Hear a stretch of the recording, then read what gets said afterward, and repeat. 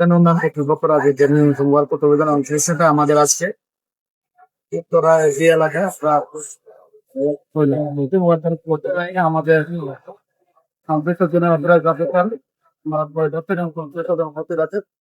আপনারা জানেন যে আমরা প্রথমে আমরা একটি ভবনে আমরা নির্মাণাধীন একটি ভবন দেখতে পাই। সেখানে আমরা তাদের কাছে তাদের ভবনের নকশা দাখিল করতে হলে তার ভবনের নকশা দাখিল করে এবং আমরা নকশা যাচাই করে দেখতে পাচ্ছি সে ভবনের যে ভবনটা নির্মাণ করতেছিল সে নকশা বহির্ভূত ভাবে কিছু অংশ নির্মাণ করেছে। আমরা সেই কিছু অংশ অপসারণ করেছি।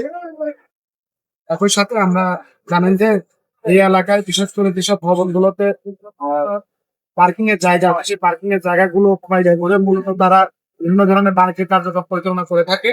এই ধরনের পার্কিং এর জায়গা উন্মুক্ত করার ক্ষেত্রে আমাদের রাজনীতির মাননীয় চেয়ারম্যান মহোদয়ের এবং তাদের নির্দেশনা আছে। আমরা সেই মোতাবেক আজকে আমরা ভিতরের পর থেকে আমরা এই এলাকায় মোবাইল পরিচালনা করলাম। এখন পর্যন্ত আমরা 3টা ভবনে অভিযান পরিচালনা করেছি এবং 3টা ভবনে আমরা দেখেছি যে ভবনের যে নিচতলাটা মূলত পার্কিং এর জন্য ব্যবহৃত হওয়ার কথা রাজুকের অনুমোদিত প্ল্যান অনুযায়ী, কিন্তু তারা এই পার্কিং এর জায়গা অনুমোদিত প্ল্যান অনুযায়ী তারা পার্কিং এর ব্যবহার করার কথা থাকলেও তারা বিভিন্ন ধরনের কমার্শিয়াল অ্যাক্টিভিটি চালাচ্ছিল। আমরা এই কমার্শিয়াল অ্যাক্টিভিটি বন্ধ করে দিয়েছি।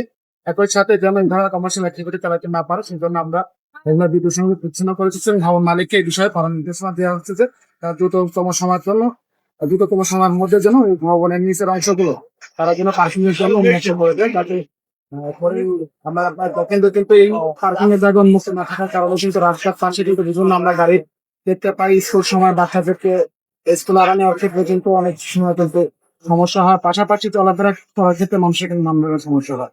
আমার একটা বিশ্বাস, যদি এ ধরনের কার্যক্রম যদি আমরা অব্যাহত রাখতে পারি তাহলে যানজট নিরসনে এটা একটা গুরুত্বপূর্ণ ভূমিকা।